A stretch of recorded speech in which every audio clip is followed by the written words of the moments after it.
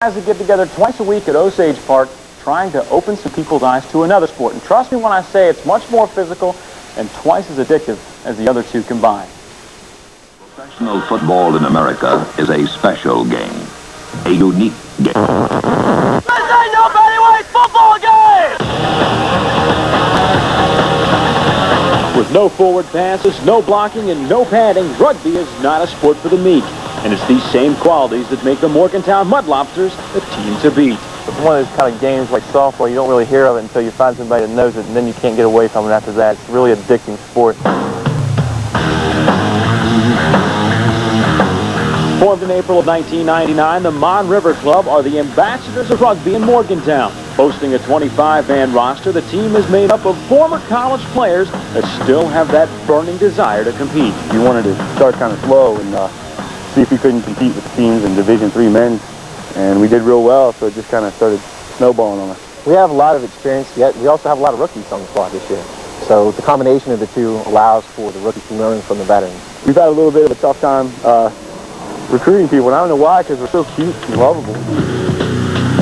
Similar to football in many ways, yes. But the sport does have some very unique characteristics of its own. The difference between rugby and football is, without a doubt, the pad's different. I don't like to play with a helmet on me or anything. I can't see. I can't run with a helmet on me.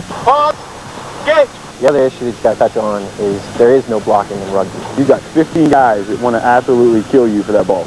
And the game doesn't stop once you hit the ground. Football, you hit the ground, they blow a whistle. If you hit the ground in rugby, you're still open game until you let go of the ball.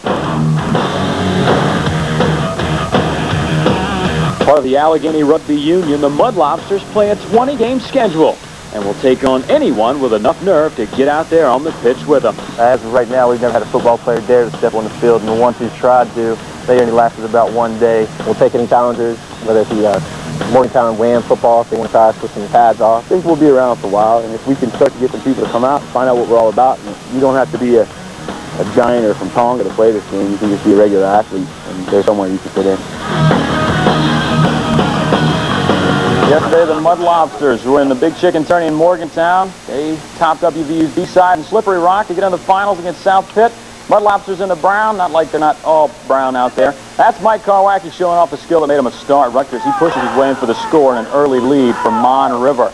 South Pitt does come back to take the lead, but off a penalty kick by Martin Maldonado, he splits the uprights to put Mon River back on top. Late in the game, Mudlobsters going to cling to a slim lead. South Pitt threatening, but Karwacki one more time breaks free and races to the end zone like there were kegs waiting for him.